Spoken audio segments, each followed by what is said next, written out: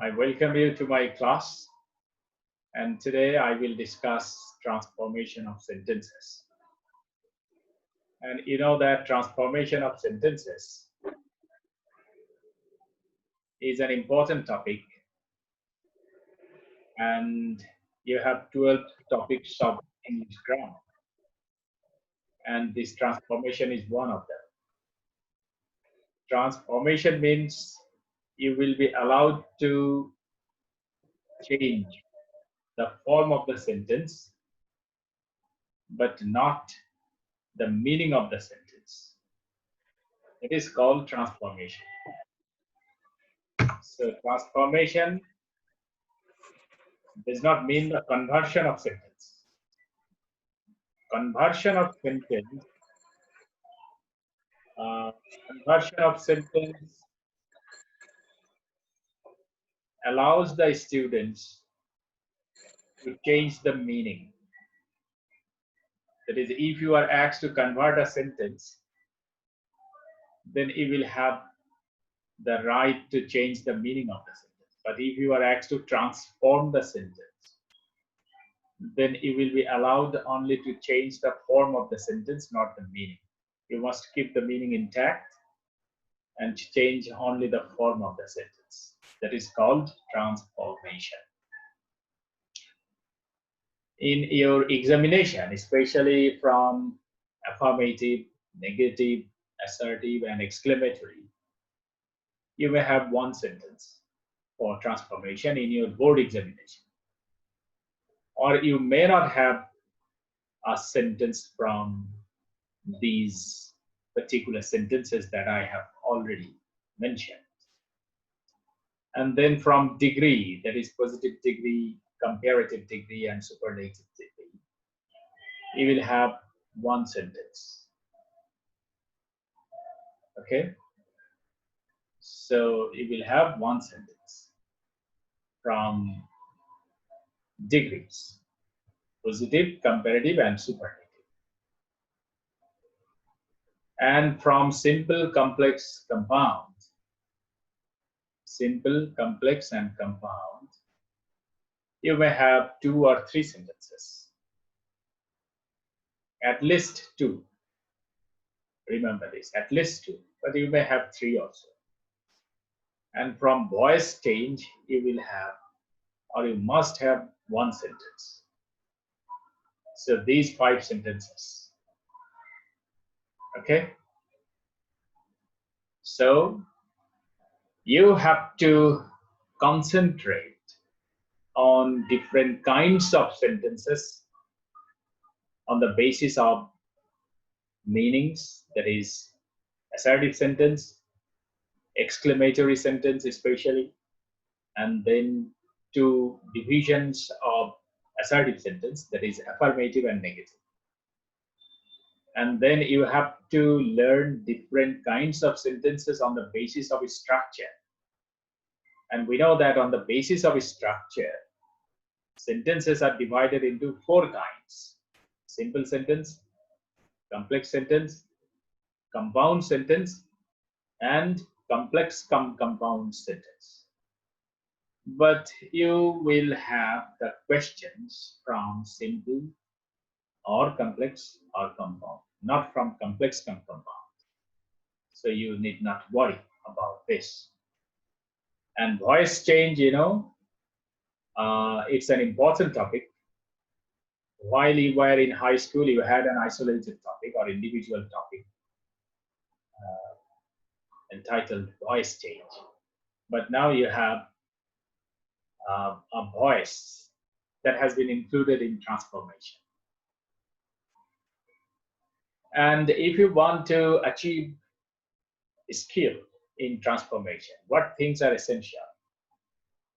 I think for attaining dexterity or skill in your transformation of sentences, you have to have clear ideas of different kinds of sentences on the basis of meanings and on the basis of structures.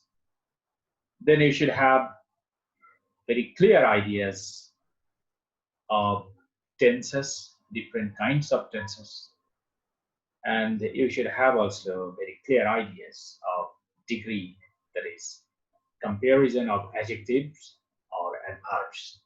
Degree means comparison. Comparison of what? Comparison of adjectives or comparison of adverbs. Okay, now let us start affirmative to negative. That is transformation of sentence from affirmative to negative. Affirmative sentence is usually called positive sentence. It gives us positive ideas, or it admits something. That is called affirmative. Affirm means to admit or to recognize or to acknowledge something. That is called affirmative. And negative means to negate something, the sentence which negates something. Negate means that you do not acknowledge, or that you do not accept, that you do not admit. That very sentence is called a negative sentence. Now we will learn how to transform an affirmative sentence into a negative sentence. Just look at this caption, affirmative to negative. Number one, only, alone, merely. That is, if you find only or alone or merely in an affirmative sentence, and if you find a person after these words, after only if you find a person, after alone if you find a person, after merely if you find a person, not a thing, but a human being or being, then this only or alone or merely will be replaced by none but. Okay, it will be replaced by none but. For example, only Allah can help us. So Allah is not a thing. We usually consider God or Bhagavan or Allah being as a being. Okay, for that reason, while we will transform this sentence into negative, we will replace only with none but. So we have written none but Allah can help us. Now come to the next one. He has only a ball. Only, we find here only, and after only we find a phrase, a ball. And you know that ball is not a person, or ball is not a being, it's a thing. For that reason, we have to replace only with nothing. Nothing means no plus thing. Nothing means no plus thing. No plus thing. Nothing. All right. No plus thing. Nothing. So nothing but. We will write here nothing but. Understand? So from here we have learned one particular rule, that if we find only, and if we find a being after only, then we have to write none but, and if we find a thing, then we will write nothing but. Okay, now come to the next rule. Must. If we find must or have to or has to in an affirmative sentence, while we will transform it into negative, we will write here cannot but. Okay, we will write here cannot but. So in place of must, we will write cannot but you may also write cannot help. If you write cannot help, then you have to add ing to the verb that will occur after cannot help. All right. Suppose we cannot but obey our parents, or we cannot help. If we write help, then ing should be added to the verb, that is obeying. Okay. So why do we add ing to this verb? Because think of this help, it's a verb, and obey, it is also another verb. So if we find two verbs together, then the next verb, or which is less important, should be transformed into a non-finite verb. And how can we make a finite verb into a non-finite verb? By adding ing. There are several devices of transforming a finite verb into a non-finite verb. For example, you can use the technique of present participle, or past participle, or infinitive. Actually, we will use here present participle form. Present participle form means base form of verb plus ing. Okay. So what is the structure of present participle? For your sake, I just like to write here present participle. Present participle. So what is the structure of present participle? I like to write here base form of verb, base form of verb plus ing. This is the structure of present participle. Okay. Present participle form of verb is usually a non-finite verb. Anyway, now come to the next one. Both. So if we find both in an affirmative sentence, then we will replace it with not only but also in the negative sentence. Suppose both Dolon and Dola were excited. So we have written here not only Dolon but also Dola were excited. So not only but also gives the meaning of or sense of both. Now come to the next rule.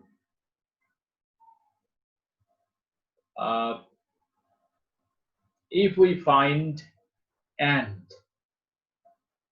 if this and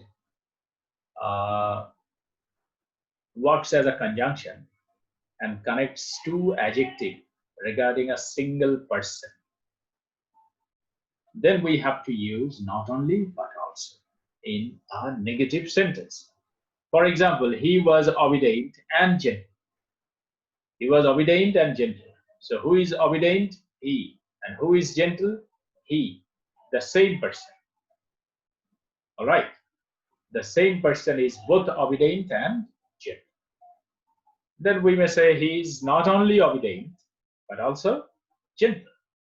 So here we have written here, he was not only obedient but also gentle. So what rule have we found here?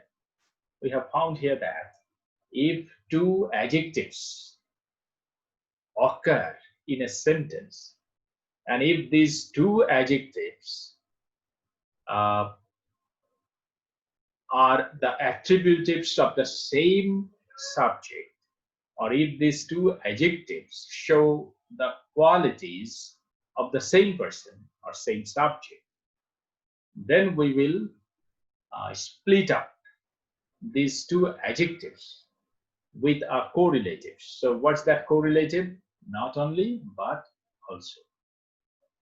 He is not only obedient but also gentle. Now come to the next one.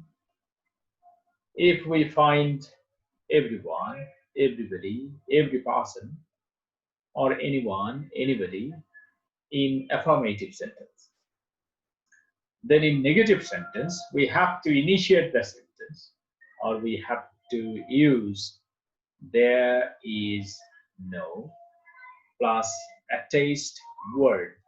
That is, if it is everyone, then we will write here no one. If it is everybody, we will write here nobody. If we find here every man, we will write here no man. Okay? So every should be substituted by no. And the remaining part of this word will remain intact or the same.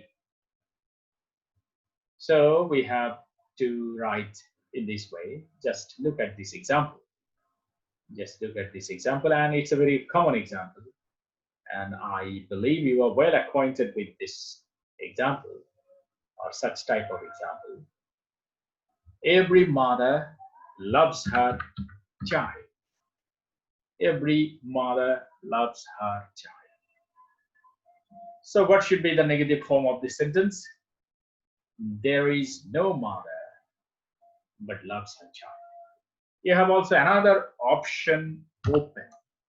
You may also write every mother will be replaced by no mother. Okay, no mother. Then you will have to look for the opposite word for loves. So what's the opposite word of loves? Hates. So no mother hates her child. So you have two options opened here. You may start the sentence with there is, that is there, or you may also use the opposite word of the verb, and you may replace every with no only, and the remaining part of this word or phrase will remain intact. I think you may think of both of these options, and if you think that the first one is easier, then you may follow it, or if you think that the second one is easier, then you may also follow it. But for second option, I think in some cases you may feel confused if an unknown word is given here in place of loves. Okay, if an unknown word is here whose opposite word you do not know, then what will happen? Then you must not take the risk of choosing the second option. Then you will choose the first option. That is, you will start the sentence with there. I think it's clear. Now come to rule number 6. If we find as soon as in affirmative sentence, then as soon as will be replaced by no sooner in negative sentence. Just look at this example. Just look at this example. As soon as the thief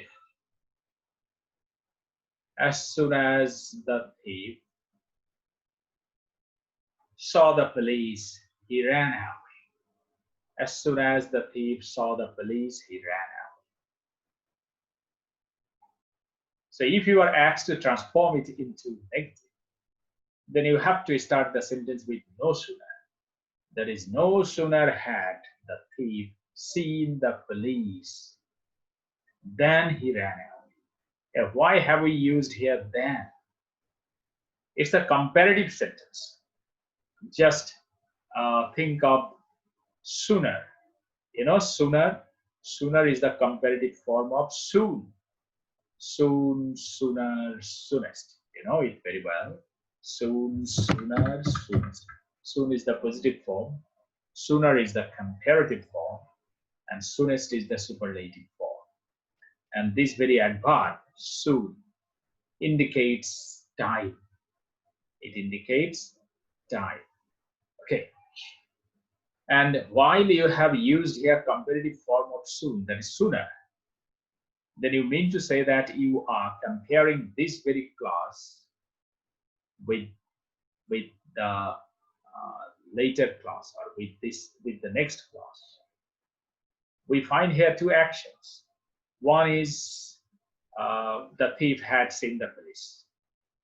So the thief seeing the police, this is an action. And in the next part, he ran away. This is another action. So seeing the police, this is action number 1. And running away, this is action number 2. And you are comparing between these two actions. As you are comparing one action with another action, this is a comparative degree. As it is a comparative degree, we have to use here than. All right.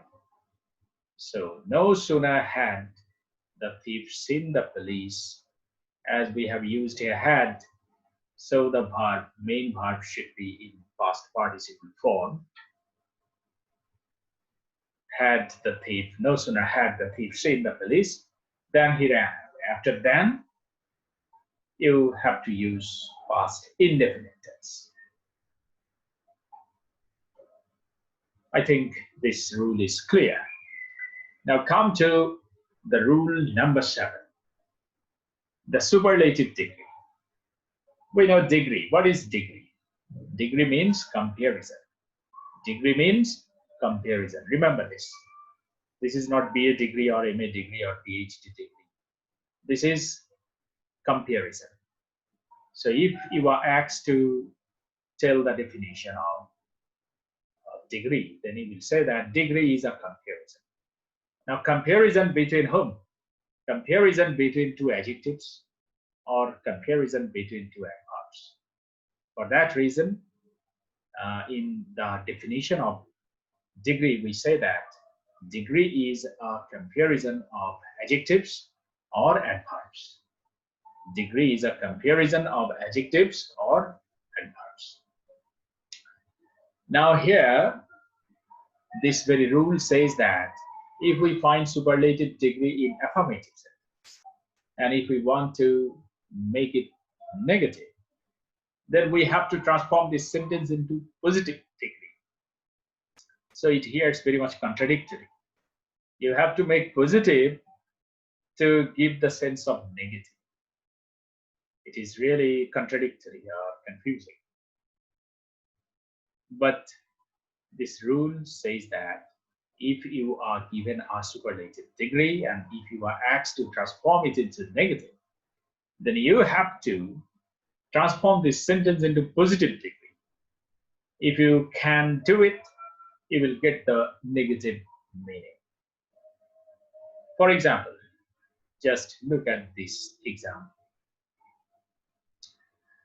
Dhaka is the biggest city in Bangladesh. Dhaka is the biggest city in Bangladesh. Biggest, this very word, just look at this very word. This word belongs to superlative degree. All right? This word belongs to superlative degree. Now you are asked to make it negative. Then what will you write? No other city is as big as Dhaka in Bangladesh. No other city, no. So as this sentence starts with no, it is structurally a negative sentence and it gives negative sense. And at the same time, if you think of this sentence from the perspective of degree, then you find that this very big, this very word, big, this word belongs to positive degree. Okay? This is big. So big, bigger, biggest. Big belongs to positive, bigger comparative, and biggest superlative. All right? So the rule that we have learned here is regarding the transformation of a superlative degree into negative sentence. So if you are given a superlative degree, and if you are asked to transform it into negative, you have to transform it into positive, then you will get the negative meaning. So negative meaning will come from a positive degree. This very process process of deriving negative meaning from a positive sentence. This very process seems to be very much confusing. But I think if you concentrate 100%, your confusion will be wiped out. You will have no confusion. It will vanish away. Now come to the next rule, rule number 8. Sometimes we have to use the opposite word, that is the antonym of the main verb or of the adverb of a sentence to transform it into negative. For example, I shall remember you. I shall remember you. So what should be the negative form? I shall not forget you. If you write I shall not remember you, that will not be acceptable because it will change the meaning. In transformation, just remember, trans means change. Formation means just structure. Formation means structure or form or appearance. So you are asked to change the structure of the sentence or form of the sentence, not the meaning of the sentence, not the perception of the sentence. For that reason, you have to choose here the opposite word of remember. So you will say, I shall not forget you. And next rule, if you find always, then it will be replaced by never. Okay? Always will be replaced by never in a negative sentence. Now come to this next rule, that is rule number 10. If we find 2 ... 2 in an affirmative sentence, then we have to use so ... that in the structure of a negative sentence. And after that, or the clause that will be initiated by that, must use the negative form of the verb. You may write cannot, or you may write may not. But if the principal clause, that is the previous clause, is in past tense, then you have to write could not or might not. For example, he is too weak to walk. He is too weak. This is not true. Most of the students do not have a direct relationship with dictionaries. They do not know phonetic symbols. They just try to imitate, just like a parrot, the accent of the English people. And for that reason, they try to pronounce it as two. Actually, ta is not a sound available in English phonetics or phonology. This is the long sound of two, long sound.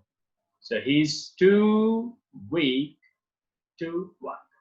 TO2, this is short sound, two. And TW2, this is long sound. Okay? He's too weak to what? Anyway, as we have found here 2 ... 2, we have to use so ... that in the negative sentence. He is so weak that he cannot walk. If we found here he was so weak, then we have to write here he could not walk. So just maintain the sequence of tense. Sequence of tense is very, very important. Sequence of tense. Sequence of tenses. So what is sequence of tenses? Sequence of tenses means similarities of tenses. The tense that you will use in the principal clause is to be coherent with the tense of the subordinate clause. If the tenses are not coherent with each other, then your sentence will not make proper meaning. your sentence will confuse the audience. So sequence of tense is very, very important. If you want, yes. Do you have any question? All right. Uh, now come to this next rule. As dot dot s. Look at this example. Shimi was as wise as Rimi. You know that this sentence belongs to positive sentence. So if you find a positive sentence, positive means positive degree. If you find a positive degree, if you make it comparative, then it will be negative. Shimi was as wise as Rimi. So negative. Shimi was not less wise than Rimi. Or you may write here, Rimi. You may write here, Rimi was not wiser than Shimi. Okay, so you may use this technique also. That is, the last subject will come first, and the first subject will go last. And as the sentence is affirmative, you have to make it negative. If you make it negative, then it will keep the meaning of this sentence intact. So you have two options here. You can use no less or not less. Less, this is the comparative form of little. Okay, and in the next option, I have written here wiser. Wiser, this is the comparative degree of wise. So you may choose either of these two options. The first option is also okay. The second one is also okay. You can choose either of these two. If you think that the first option is easier for you, then you may take it. Or if you think the second one is easier for you, then you may also take it. Okay? Now come to the next rule, universal truth. Universal truths are changed. Universal truths are changed by making them negative interrogative. So if you are given a sentence which tells you the universal truth, then you have to make it negative interrogative to keep the meaning intact. If you make it plainly negative, then you have the risk of changing its meaning. And if you cannot keep the meaning intact, it will not be acceptable. For that reason, you have to transform the sentence into negative interrogative. Suppose the sun sets in the west. The sun sets in the west, you know that it's a universal truth. We cannot change this sentence, or we cannot change the meaning of this sentence. The sun sets in the west. Now we have to make it negative. Now, how can we make it negative? We can transform it into negative interrogative. Then the meaning will remain intact. Suppose, doesn't the sun set in the west? Doesn't the sun set in the west? Okay. Doesn't. The sun, you know, third person singular number. So in present indefinite tense, we have to use the auxiliary verb does. So we have written here, doesn't the sun set in the west? Okay, and you must put a sign of interrogation. You must put a sign of interrogation. If you do not put this sign of interrogation, you will not get marks. Suppose the sentence is, yes. Okay, you may put your question. Sir, yes. আমরা যদি negative করতে চাই তাহলে এটা এভাবে করলে হবে, the sun doesn't set in the east. No. Because when I use west, then I have three other directions left. That is, then sun may set in the east, or the sun may set in the north, or the sun may set in the south.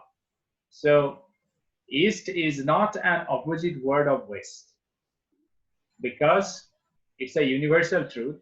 If I say that the sun does not set in the west, then I may question, then does it set in the north? What will you say?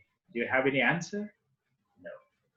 For that reason, this is the safest technique of transforming it into negative. If you say that the sun does not set in the east, then I may have a question. Then does it set in the north? Then another person will question you. Does it set in the south? Then what will be your answer? You will be confused and your answer may not satisfy them. For that reason, you must not take the risk of changing the meaning of this sentence. Okay, so this is the safest technique. You will just make it negative interval. That will help you to remain faithful to this sentence. Understand? Yes, sir. Okay, now come to the next one. If we find sometimes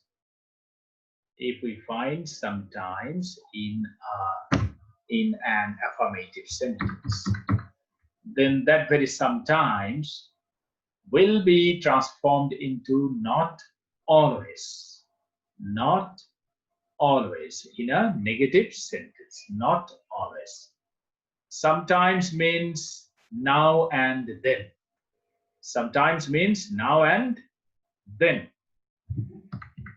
That is not always. Sometimes means not always. Now and then, not frequently. Sometimes means that not frequently or not always. You may also write here not frequently. Okay. Now look at this example. Raven sometimes visits me. Negative. Raven does not always, or Raven does not frequently. You may also write here frequently. Frequently. Understand? Frequently or always. Anyone, you may choose either of these two. Now come to the next rule. Many. If we find many in an affirmative sentence, and remember that many refers to a countable noun. Many refers to a countable noun. So what is the opposite word for many? Few. The opposite word for many is few. Okay. And if you find much refers to uncountable noun.